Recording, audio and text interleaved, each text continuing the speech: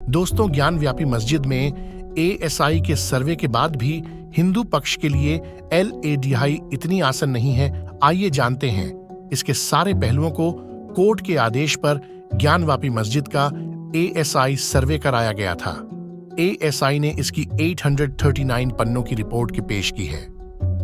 GPR सर्वे पर ASI ने यह पुष्टि की है कि अभी के ढांचा के पहले यहां एक बड़ा ही भव्य हिंदू मंदिर मौजूद था। एएसआई के मुताबिक वर्तमान ढांचे की पश्चिमी दीवार पहले के बने हिंदू मंदिर का हिस्सा है। यहां पर एक प्री एग्जिस्टिंग स्ट्रक्चर है, उसी के ऊपर वर्तमान ढांचे का निर्माण किया गया है। रिपोर्ट के मुताबिक मंदिर के पिलर्स और प्लास्टर को थोड़े से मॉडिफिकेशन के साथ मस्जिद के लिए फिर से इस्तेमाल किया गया है। हिंदू मंदिर के खंभों को थोड़ा बहुत बदलकर नए ढांचे के लिए इस्तेमाल किया गया। पिलर के नक्काशियों को मिटाने की कोशिश की गई। यहाँ पर 32 ऐसे शिलालेख मिले हैं जो पुराने हिंदू मंदिर के हैं। यहाँ देवनागरी ग्रंथ तेलुगु कन्नड़ के शिलालेख मिले हैं। इसके शिलालेख में महामुक्ति मंडप भी मिला है। सर्वे के दौरान एक पत्थर का शिलालेख मिला जिसका टूटा हुआ हिस्सा पहले से ही एएसआई के पास था। पहले के मंदिर के पिलर को दोबारा से इस्तेमाल किया गया है। तहखाने में हिंदू देवी देवताओं की मूर्तियां मिली हैं जिन्हें तहखाने के नीचे मिट्टी से दबा दिया गया था। पश्चिमी दीवार हिंदू मंदिर का ही हिस्सा है, यह पूरी तरीके से स्पष्ट है। ऐसा लगभग पुष्ट ही है कि 17वीं शताब्दी में हिंदू मंदिर को तोड़ा गया और इसके विध्वंस किए हुए मलबे से ही वर्तमान ढांचे को बनाया गया। मंदिर के पिलर को भी रेस्क्यू किया गया है। हालांकि इतिहास के काले पन्नों में भी मुगल आक्रांताओं का ये क्रूर कार्य दर्ज है कि कैसे उन्होंने भारत की सभ्यता और संस्कृति को छिन्न भिन्न करने का कुत्सित प्रयास किया। तलवार के दम पर धर्म परिवर्तन हो या मंदिरों को तोड़ ही जाना, मुस्लिम आक्रांताओं ने पूरे देश का इस्लामीकरण करने में कोई कसर नहीं छोड़ी थी। लेकिन एएसआई सर्वे में आया वैज्ञानिक प्रमाण निश्चित ही ज्ञानव्यापी केस में मील का पत्थर साबित होगा। सुप्रीम कोर्ट में वकालत कर रहे अधिवक्ता एनके गोस्वामी ने न्यूज 24 उत्तर प्रदेश से बातचीत में बताया कि लेकिन केवल कोर्ट केस से ही उपरोक्त केस में काम चलने वाला नहीं है। इसके लिए हिंदू समाज को व्यापक स्तर पर आंदोलन की जरूरत है। उन्होंने बताया कि अगर कारसेवा करके बाबरी मस्जिद का विवादित ढांचा अगर कारसेवकों ने नहीं ढाया होता तो शायद राम मंदिर पर भी कोर्ट का निर्णय इतनी आसानी से नहीं आता। उनके अनुसार ज्ञानव्यापी और मथुरा के केस में वर्तमान में दोनों स्थलों पर मस्जिद भी कायम है और कोई भी कोर्ट उसे तोड़ ढाकर उस पर भव्य मंदिर बनाने की अनुमति आसानी से नहीं दे सकता, क्योंकि भारत एक धर्मनिरपेक्ष देश है। आइए सुनते हैं उत्तर प्रदेश के यशस्वी मुख्यमंत्री योगी आदित्यनाथ जी का बयान, जो कि उक्त प्रकरण में हमें प्रदेश सरकार की मंशा को समझने में मदद करता है। अगर हम उसको मस्जिद कहेंगे तो फिर विवाद होगा। त्रिशूल मस्जिद के अंदर क्या कर रहा है? हमने तो नहीं रखे ना। ज्योतिर्लिंग है, देव प्रतिमाएं हैं, पूरी दीवारें चिल्ला चिल्ला के क्या कह रही हैं। लेकिन अगर सरकार के आह्वान पर या हिंदू मुस्लिम समाज भाईचारे सुलह समझौते और बातचीत के माध्यम से इसे आउट ओएनएफ कोर्ट आसानी से सुलझा सकते हैं।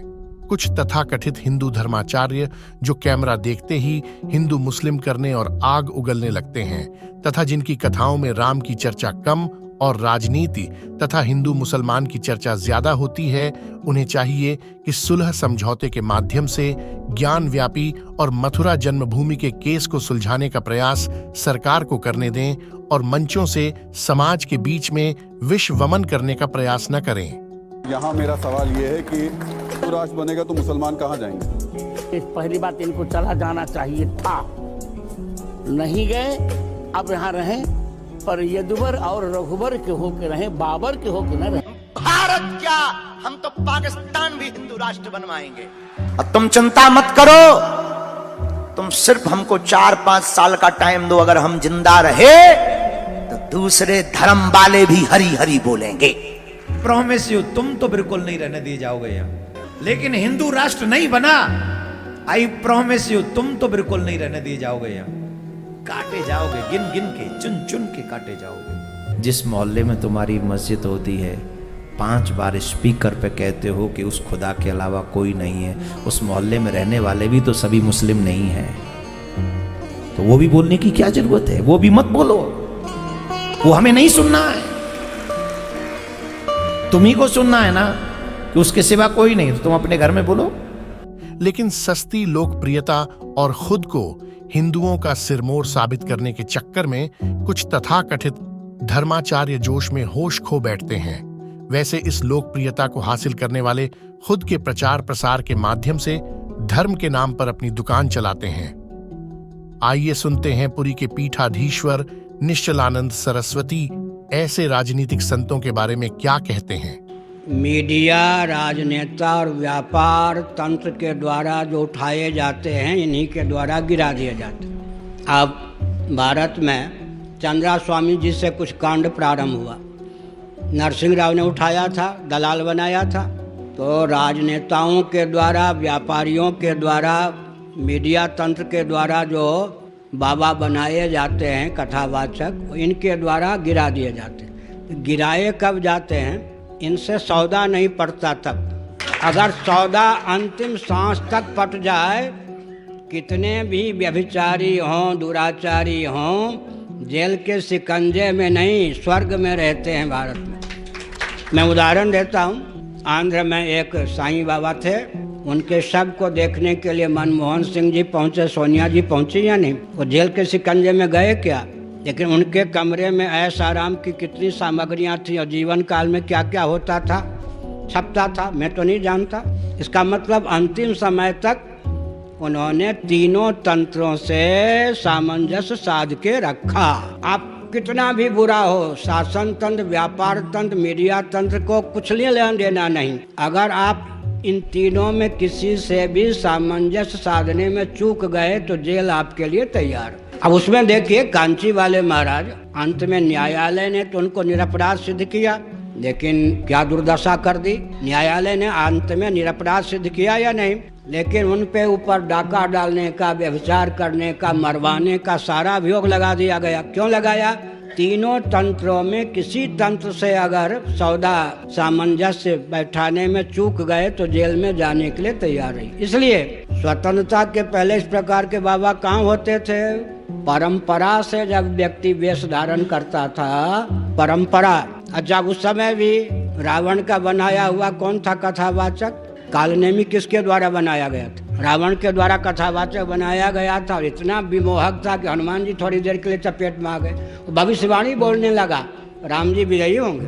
पहले एक बनाते थे, रावण ने भी 10-20 नहीं बनाए, एक बनाया कथावाचक अपना काम साधने के लिए। अब 50 बनाए जाते हैं। ये भाजपाई संत हैं, ये भाजपाई कथावाचक, ये कांग्रेसी संत, ये कांग्रेसी कथावाचक, ये सपाई संत, ये बसपाई संत। मुलायम सिंह जी ने तो एक नहीं 4-4 शंकराचार्य बना दिए। 3-3 शादी करने वाले को 4 पीठ का शंकराचार्य बना के घुमाना शुरू कर दिया। समझ गए ना? इन राजनेताओं का दुस्साहस कितना। हम अगर आज कह दें ये प्रधानमंत्री हैं तो माना जाएगा कि हमारा दिमाग कैसा है, लेकिन ये राजनेता 4-4 पीठ के शंकराचार्य बना देते हैं। भाजपाइयों के शंकराचार्य, विश्व हिंदू परिषद के शंकराचार्य, कांग्रेसियों के शंकराचार्य। आप समझ गए ना? इसका अर्थ क्या होता है? ये विदेशी षड्यंत्र है। अच्छा, बुरा न मानो, होली है। सुनिए, चर्च कांड अगर खुल के कह दिया जाए तो विश्व में कोई चर्च की ओर आंख उठा के देखेगा? चर्च में जो कुछ कांड होता है वो अगर वो मीडिया का विषय बना दिया जाए, कोई आंख उठा के देखेगा चर्च की ओर? अपने तंत्र को बहुत बुरा होने पर भी बहुत संभाल कर रखते हैं और हमारे तंत्र को विकृत करने का पूरा प्रयास करते हैं। आपके प्रश्न का उत्तर यही है, धर्म और ईश्वर के बल पर जो बाबा बनते हैं उनको कोई नीचा दिखाने में समर्थ नहीं। और राजनेता, मीडिया तंत्र, व्यापार तंत्र के द्वारा जो बाबा कथावाचक बनते हैं वो कभी भी 4 खाने चित्त हो सकते हैं। निश्चलानंद सरस्वती का बयान किसी ने सही कहा है। सस्ती सुकीर्ति पाकर जो फूल गए हैं, निर्वीर्य कल्पनाओं में भूल गए हैं, लेकिन आपातकाले मर्यादा नास्ति, धर्मो रक्षित रक्षित। धर्म की खातिर क्या, अब उक्त मठाधीश खुद और अपने भक्तों से ज्ञान व्यापी या मथुरा जन्मभूमि प्रकरण में भी कार सेवा का आह्वान करेंगे। वो भी बिना किसी कैमरे में आए। सनद रहे चेहरा नहीं चमकाना है, कैमरे के सामने नहीं आना है, केवल श्याम के काम आना है और मंचों से चिल्लाने की बजाय आगे आकर इस कार सेवा में अपनी पहली आहुति होम करनी है। तभी आप सच्चे अर्थों में हिंदू कहलाएंगे। नहीं तो परोपदेश कुशल बहुतेरे जैसी लोकोक्ति को ही आप चरितार्थ करेंगे। भारत में भागवत कथाकार, राम कथाकार और साधु संत इतनी संख्या में हैं कि अगर ये खुद कार सेवा करने को तैयार हो जाएं, तो ज्ञान व्यापी के साथ मथुरा जन्मभूमि का भी केस हिंदुओं के पाले में आसानी से आ सकता है। कहते हैं सच ही जय के लिए केवल नहीं बल चाहिए, कुछ बुद्धि का भी घात, कुछ छल छद्म कौशल चाहिए। मित्रों, ज्ञान व्यापी प्रकरण में आगे आकर हिंदू समाज को समग्र रूप से आहुति देनी होगी। अगर आप हिंदू हैं और हमारे विचारों से सहमत हैं कि ज्ञान व्यापी और मथुरा जनस्थान के मुकद्दमों का रास्ता भी कार सेवा से होकर ही गुजरेगा, अथवा हिंदू मुस्लिम पक्षों के आपसी विमर्श से, या आपका भी कोई इस संदर्भ में विचार है, तो कमेंट में जरूर बताएं। मित्रों, इस चैनल को सब्सक्राइब करें और अगर वीडियो अच्छा लगा हो तो वीडियो को अधिक से अधिक शेयर करें।